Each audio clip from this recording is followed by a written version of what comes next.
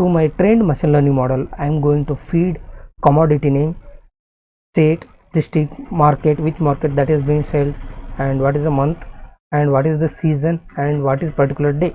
Once I feed all those things to my model, it will give me what is the exact value on that particular day, on that particular season, and that particular month. So it will be 9.718.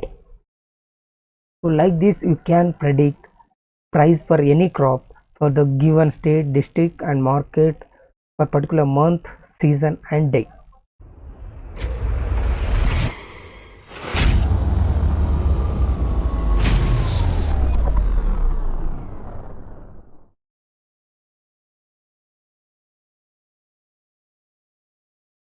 Hi everyone, this is Raju from Smart AI Technologies.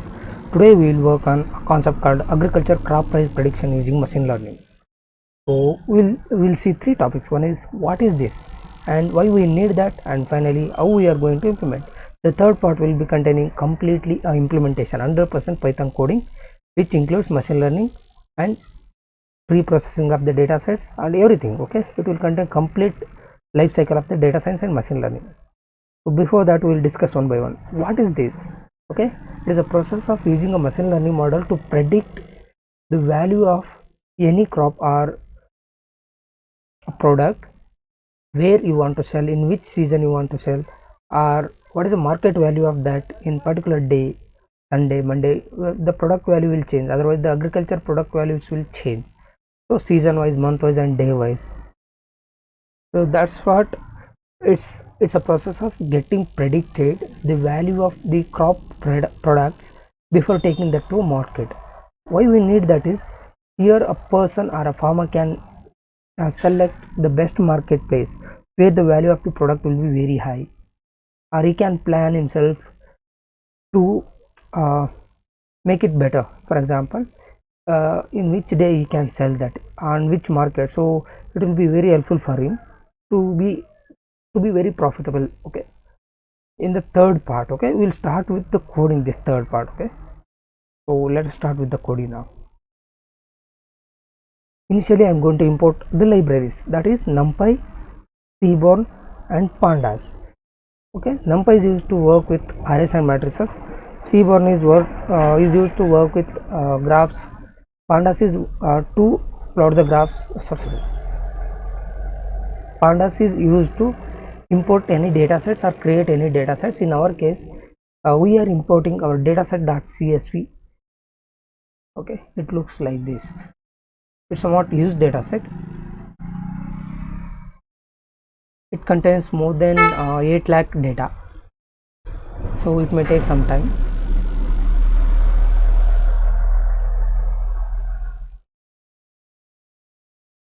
Try to watch this video completely.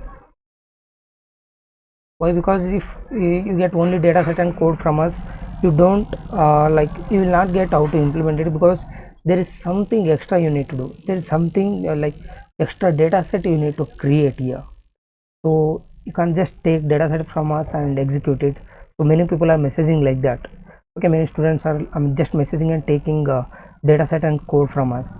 It's not like that. You need to watch the video also, then only you will understand what we are doing and how we are doing and why we need to do it.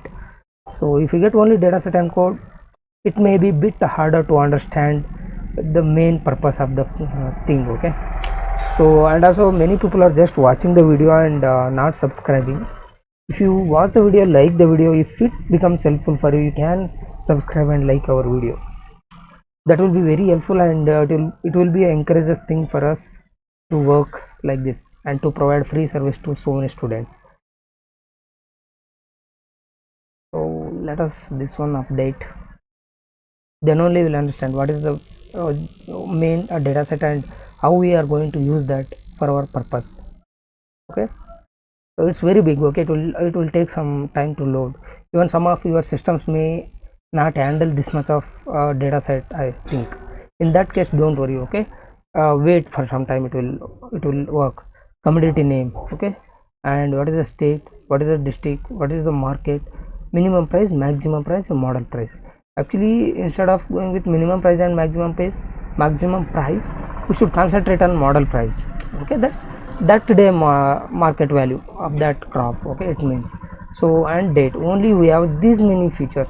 In the video, in the next in this video, we'll be creating season, we'll be creating which day, we'll be creating which month. All those three columns will be created, and how we are creating that you need to see carefully. So for that, watch it completely. Okay, don't skip anyway. So I'm going to import that dataset.csv, and you can see here commodity name, state, district. Okay, it's importing properly. At that time importing using pandas. Once I import the dataset, I will get basic information about my dataset. What basic information I will get is how many number of rows are there. 8,36,977 entries are there, and each column object nothing but that column contains string values, float nothing but that contains a float value like 67.4, 12.07 like that. Okay, so here you need to concentrate on things which says object. Okay, why? Because there should be no data before feeding this to any machine learning model. Every column should be numerical, it should not be object. For that, whatever you do, there are so many techniques to do that stuff. Okay, I will explain this next part. Okay, in the continuation of this video below. Again I will check is null.sum. What this mean? What is null.sum? For example, so this is our data set. Okay, our data set is very complete, but there are some empty values. For example, here this is 80. Okay, this 80 is removed here, so then it will become a null value. There is one null value in this particular row. In this particular column there is one null value, that's minimum price. Like this, null nothing but the empty space. Like this, in each column, in few columns there are one null values, but in few columns, like in these three columns, there are no null values. Our data set is very perfect, so that we need to read it. And then I'm going to print some head values, that means some top values of my data set. So top 6 values I will get, you can see here. Okay, now I will get what are the columns are there in my data set. So this was basic information we needed from our data set. Then I'm going to copy that data frame to some other value, data to. Why? Because if some error comes from here, we should restrict till here, we should come here only, because sometimes what happens, if some error comes, okay, some problem happens next, you should trace back to initial line of the code. So to avoid that problem, we will try to copy that to some other data frames and work on it. So then drop NA is there. As I mentioned, there were null values, there were some empty values in particular column. So now what I will do using drop NA technique, I will drop that entire row, one row from each. As you saw, in some columns there were some empty data. Now I am going to remove that entire row. Okay, so when I remove it, you can see here, if I do is null.sum again, you can see 0 0 0. It means the row which contains that null value is removed. Why we need to remove that null value? Actually, if there are any null values, you can't feed that data to machine learning model. Machine learning model will start to pop up some errors or like that, so there you will get confused why it's doing. Okay, if there are any empty values, it means the data is incomplete. It means machine learning models works on only equation set of rules. If there is some data which is empty, it means that's just a variable, that's empty. So with variable you can't do any calculation. Okay, that's a problem. So that's why data set should be complete, so it should not have any null values. Here from that, the problem was I am taking 80 lakh data. I am removing extra data because here you can see maybe, yeah, here date is there, no, here month and day. Actually till 8 lakh it's in this format. Below 8 lakh the date format is changed. Actually it's 2019 OCT October, if in November NOV, like that. So I'm trying to remove that. Okay, only 36,000 data, it will not affect that much. Okay, so I'm trying to remove that, and I'm checking. Okay, I'm checking some data values, how the data is represented. I will take one data value, and I'm going to see, I will go to split it. Why? Because now I need to create 3 columns. One is month column, season column, and day column based on this data column. So now what I will do, I will create a dictionary, which means if there is any 1, it means January, if 2, it's February, 3 means March, like that. Okay, this is just a dictionary. Using this dictionary, how we will map, I will show you. So here you see how I will create month column. Here month column is a empty list I created. Now what I will do, I will read each date from the date column. Okay, I will split that and I will take middle value. Okay, string of 0 1. Middle value indicates the month. I will take the middle value and I will map that to above dictionary. As you saw, 1 January, 2 February, like that. If it's 1, if it's January, it will become February, like that. So I will do complete for all date columns. So then I will get month column here. Once I do this, my month column looks like this: May, June, July, August, September, like that. So I created new column here. This is a way of creating new column from the list. Okay, if you are new to this, you need to remember it. Okay, directly create a new column and replace it with month values, list values. Okay, once I do this, a new column created to my data set. Again I'm getting what are the unique months are there. Okay, and then season names. How we can create season names based on month column? I will read month column value one by one. If that month column comes January, February, that means it's in winter, like this. And March, April, it will be spring. May, June, it will be summer. June, August, monsoon. July, August, monsoon. October, September, autumn, November, December, it will be pre-winter. Like this I will create new list again, and that will be my season names. I will create new column season names and I will append the data, and I will be having season names as a new column here. So I got month and season. How should I get the day? Okay, for that I am taking help of pandas library called pd.timestamp. Once you get this pd.timestamp, if you do day of week, it will give which day. If it's 4, nothing but. Okay, how it will do is 0 means Monday, 1 means Tuesday, 2 means Thursday, like that. Okay, Sunday, Monday, Tuesday, Wednesday, Thursday, Friday. Okay, and Sunday will be again Monday will be again 0, like this. Sunday will be 6 or like that. Okay, it will be continuation, but it starts from 0. 0 will be Monday. Okay, day of week or like this. Okay, it will give me. Now what I will do, for each date, okay, I will find out that particular day and I will create a new column here. Okay, that new column I call it as a day. Today I will push this new list. So how my data looks now? Day, season name, month column and date. These three new columns are created. If you do machine learning without these 3 columns, you may not get expected accuracy. You will get the results, okay, but expected accuracy you will not get. Now I am getting more than 90% of accuracy. Okay, even I am using only small part of the data. Okay, because my system actually not handling that much of used data, 8 lakh rows. So here you can see. Now I am going to remove that date column, because date column doesn't carry any meaning. We already extracted what are the things we need from the date column. Now here you should see, here I am taking only 1 lakh data because my system, okay, my system configuration is somewhat low, so it can't handle more than 1 lakh data. I'm considering 1 lakh. If your system having good GPU, or you are working with Google Colab or say Kaggle or like that, if you are AWS or like that, so if you have good servers, you can take and work on 8 lakh data. Okay, no problem at all. But I have low configuration, I don't want to overload my system, so I am working with only 1 lakh data. Here you can give 2 lakh. Okay, it's no problem at all. If you have good system, you can give 2, 3 or 8 lakhs also. Once I get that, my next process is removing the outliers. What is mean by these outliers? Actually, outliers are the data which are above 25 to 75% data. For example, if you take a small pen, its range will be 5 to 15. Okay, this is normal. 15 or 20, 5 to 20 is a normal range. Okay, there are 25 to 75 percent of normal pens rate will be like this. Okay, 5 to 20. Now if there is a pen which cost 100, 300, 400, that will be outlier. Okay, it means it's abnormal.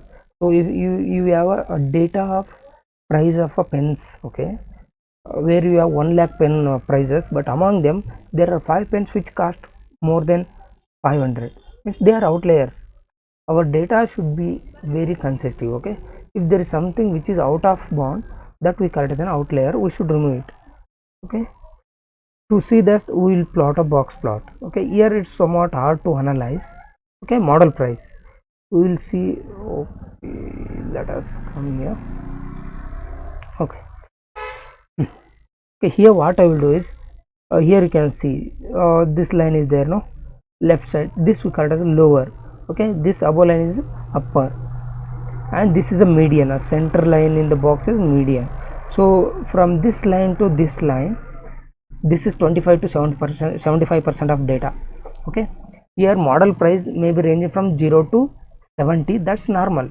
Above 80 is abnormal. We should remove above 80. Okay, how we will do that? There is some equation for that. Okay, it will take q1 and q3, that is 25% of data, 75% of data. Okay, it will take iqr, q3 minus q1, and whichever the data which is above q3 plus 1.5 times of iqr will be removed, and below lower, it means q1 minus 1.5 times of iqr value will be removed. It means our outliers will be removed. You can see here there is a box plot here, but you can't see it because outliers are very high. One outlier says okay 14,000, one 12,000. Okay, that product agriculture product value, but these are outliers. Normally it will range from 0 to 70 or 80, but these values are more than 14,000, 10,000, like that. They are outliers. We are removing them, then you can see that box plot here. Once we remove all those things, we are under a proper section of the data. Now we copy that to again some other data frame, well, because if some error or some problem occurs, we should trace till here itself. Now we are going to do graphical analysis. So first what we are doing and what we are using to plot. Okay, here I am going to use C bar. From C bar I am going to use a function called relation plot, that is rel plot.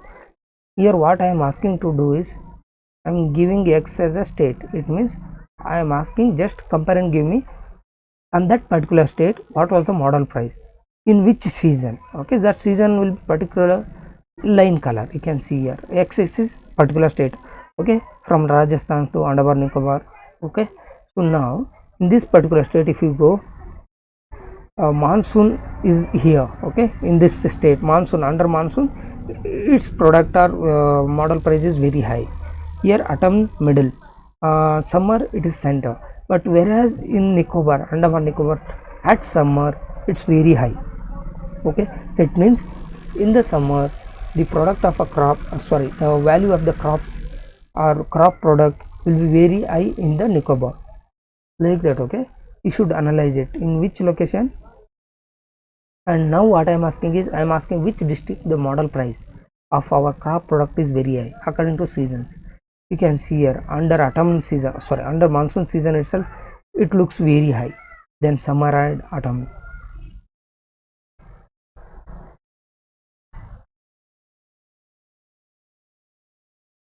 Okay, the same thing I done using Plotly, but because of the huge data you can't see it properly. The profit of Plotly is that when you take over this mouse on that graph, it will give you the value. For example, if I keep here,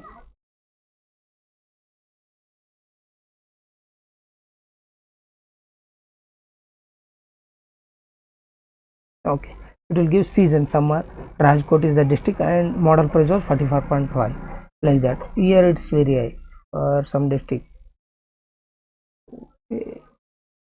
Okay, summer Allapuja price was 40, model price was 40, like that. Okay, the profit of Plotly is that it will give you the value when you move your cursor on it. Okay, and then what I'm asking is, I'm asking how model price depends upon season names.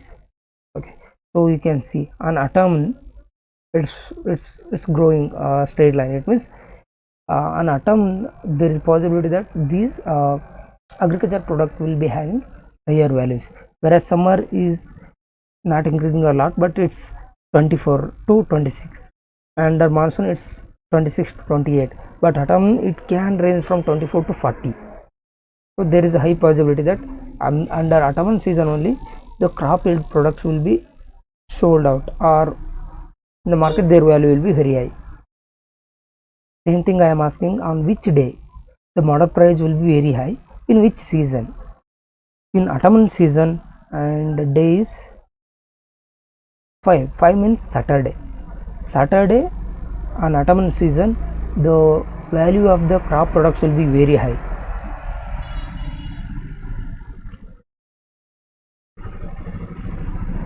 You can see here, okay, this what says under which market the model price will be very high according to which season. So here also under monsoon it will be very high as usual, but market is not affecting that much. Okay, we'll see it mathematically. Okay, how it's affecting, how these factors are affecting our data mathematically. We can analyze in better way. So again, what I'm asking, in which month model price will be very high. So August is the ideal month, and September.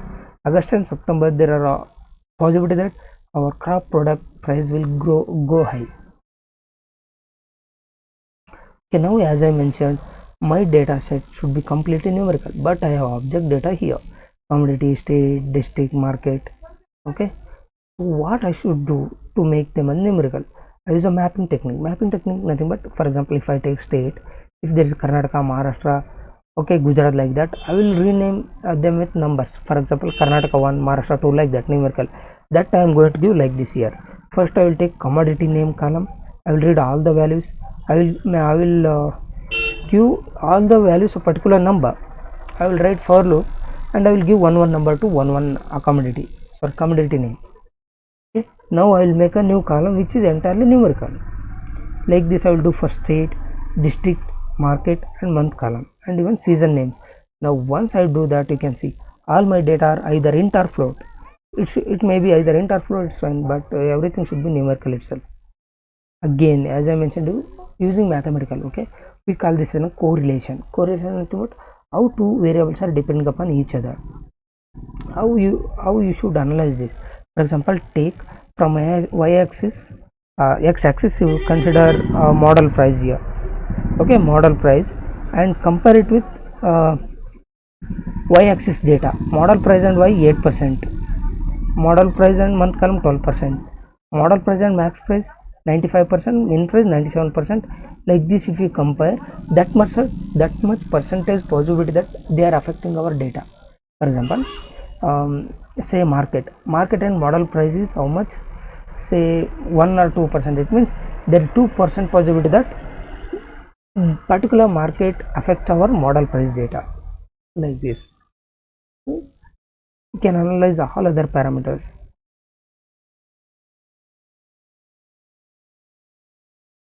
Now comes three things. One is feature selection. Okay, split data for training and testing, and model creation and model testing. So here I am going to take, these are the features: commodity name, state, district, market, month column, season names, and day. Then comes my output is model price. Okay, you may be seeing that min price and maximum price I am not keeping under features. Why? Because we even don't know that also. If someone want to decide what will be price of any crop, okay, they will not be knowing even minimum and maximum. Okay, so we can't keep them under features. Okay, only these things which a farmer knows before taking it to market, and model price. Okay, so now what I will do is, I will going to split my data set into train and test data 20% and 80%. If you are not understanding what is this training and testing data, I explained in some previous videos. There are so many videos in our channel, you can see them. Okay, there are so many videos which explains this concept in better way. You can watch them. Now I am going to import all the libraries which are required for modeling. Once I split my data for train and testing, x train nothing but training input, y train is training output, x test is testing input, and y test is testing output. Now I am going to take random forest regression. Our this is regression problem. Why? Because our target is continuous data. Okay, it's not a label or class wise data, so we should use regression models. For that I am going to use a random forest regression with a depth of 1000. Why? Because I have more data with so many features, so that much routing you should do. If you use less routing, maybe max depth 2, 3 or like that, you will not get that much accuracy. you'll get 10%, 5% like that. Okay, I am going to take that random forest and I am defining it. I am feeding my training input to that model, x train and y train. Once it will it will train regression dot fit. Okay, it will train. Once it get trains, what I will do, I will test is my test data. I will feed my test data and I will ask it to predict. Once it predicts, I will get R2 score, which is actually almost equal to accuracy. Okay, R2 score will give me, by comparing test output and my prediction, my accuracy is around 91% or like that. So that's fine. If it's giving 91%, it's far good. Okay, if you use 8 lakh data completely, there is possibility that you are going to get more accurate results, because in machine learning, more the data, better the accuracy. So once I have done that, what I will do next is I need to predict it for any given data. So what you should give input like this. So it should be multidimensional array. Okay, our list of list is array, no? So it's a multidimensional array. So here I am feeding 156, nothing but commodity name, 18 state. Okay, these are IDs. Okay, which we done using mapping, no? That's why we should feed like that.